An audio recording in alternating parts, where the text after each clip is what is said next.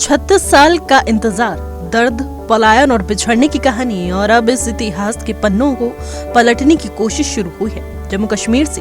वो कश्मीर जहां 1990 के दौर में आतंकवाद की आग ने लाखों कश्मीरी पंडितों को अपने ही घरों से बेघर कर दिया था। अब उसी कश्मीर से एक नई खबर सामने आ रही है, घर वापसी की। ये सिर्फ एक प्रशासनिक प्रक्रिया नहीं बल्कि एक राजनीतिक, सामाजिक और भावनात्मक बदलाव का संकेत है। सवाल ये है कि क्या ये शुरुआत उस अधूरे अध्याय को पूरा कर पाएगी जो 36 साल पहले अधूरा रह गया था। जम्मू कश्मीर में 36 साल बाद कश्मीरी पंडितों की घर वापसी की प्रक्रिया शुरू हो चुकी है।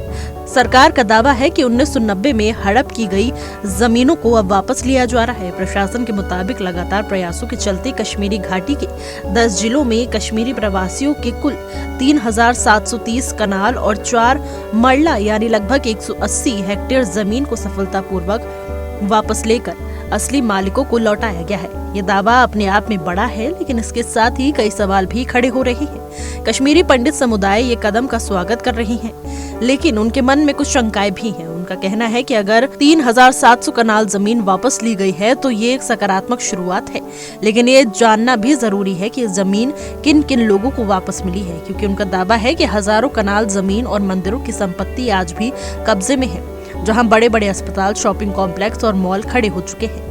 दरअसल 1989 में जब कश्मीर में आतंकवाद की शुरुआत हुई तो हालात ऐसे बने कि लाखों कश्मीरी पंडितों को अपना घर, अपनी जमीन और अपनी पहचान छोड़कर पलायन करना पड़ा था।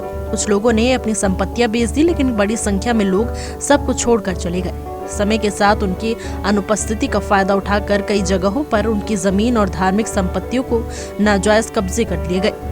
आज जब सरकार इन जमीनों को वापस लेने की बात कर रही है तो ये सिर्फ जमीन की वापसी नहीं है, बल्कि उस भरोसे की वापसी की कोशिश है जो वर्षों पहले टूट गया था।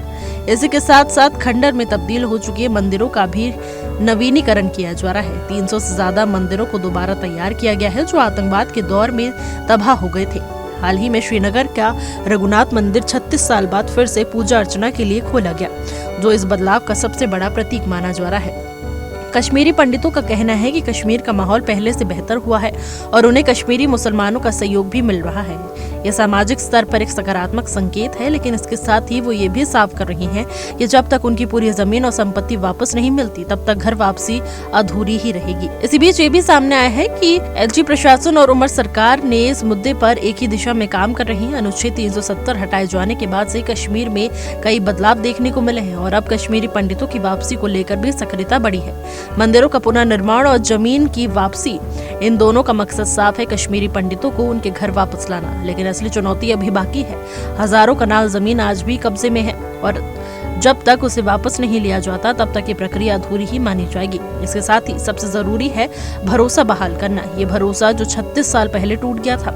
आज कश्मीर एक नए मोड़ पर खड़ा है जहां इतिहास को सुधारने की कोशिश हो रही है। सरकार, प्रशासन और समाज तीनों की जिम्मेदारी है कि इस प्रयास को सिर्फ कागजों तक सीमित न रखा जाए बल्कि जमीन पर उतारा जाए, क्योंकि ये सिर्फ जमीन की लड़ाई नहीं, ये पहचान, सम्मान और अपने घर लौटने के अधिकार की लड़ाई है। फिलहाल के लिए हमारी रिपोर्ट में बस इतना ही। देश और दुनिया की तमाम खबरों के लिए देखते रहिए इंडिया डेली का डिजिटल प्लेटफॉर्म।